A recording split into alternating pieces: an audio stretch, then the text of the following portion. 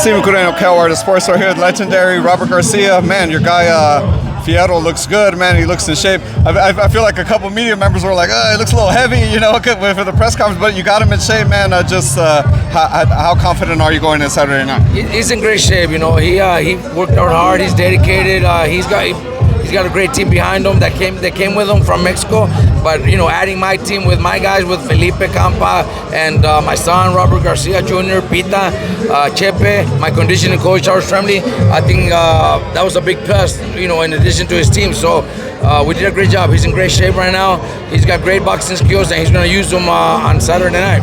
You know, I've been talking to boxing people, and I'm like, man, Fierro did pretty good, and now he has you in his corner. Now, you know, like the game planning, like you said, the team, you know, we all know what you could do, how you improve fighters. I mean, do you think maybe he should be like favored kind of going into this rematch, kind of having that like on his side? Look, first fight was very close, and you know, I wasn't with him. I think this is a big plus. I think, you know, he's got good skills, and you know, Pitbull turns fights into wars, which is understandable. That's his style, and that's what people love, and that's why Mexicans love him so much, because he wasn't in there to make it into war. But not every fight has to be a war, you know. We did it with Rayo. I think Tashiro, you know, his style is to also fight. So I'm not saying we're gonna outbox Pitbull, but there is some boxing skills there. There is some footwork that we're gonna use, and I think we're gonna be able to. I think it's gonna be positive for Tashiro to have a little more advantage in the rounds. Yeah, talk about just Shakur's performance, man, against Zepeda. Beautiful performance. You know, was kind of stuck in the pocket. I don't know if some of the noise got to him, the Tom and Jerry stuff, but you know, he looked incredible. No, great performance, great skills. You know, Shakur's always been one of the most skillful fighters. You know, his performance against that Dominican guy, no, it wasn't too good because Edwin De Los Santos. You know, we could say he ran and ran, but you know, and yeah, the fight was boring, and he got a lot of criticism for that.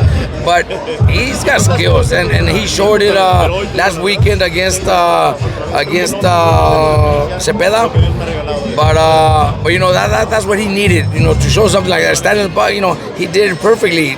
Hardly got hit, landed beautiful punches, and that's his style. He's pound for pound one of the best fighters. Yeah, for sure. Edgar Berlanga, man, you know, took the KO against Shiraz. Just what do you think about that? And it sounds like Shiraz might be getting the Canelo fight. Well, look, I'm pretty sure that's the plan. That's the plan for Turkey and everything. You know, a big fight against Canelo, but I'm not too sure if Canelo's gonna win that fight because Shiraz is young and fucking strong. He hits hard, so I really don't know if, you know, Canelo. It's not that I'm saying he's afraid, because Canelo's not afraid of nobody. If else he wouldn't be a boxer.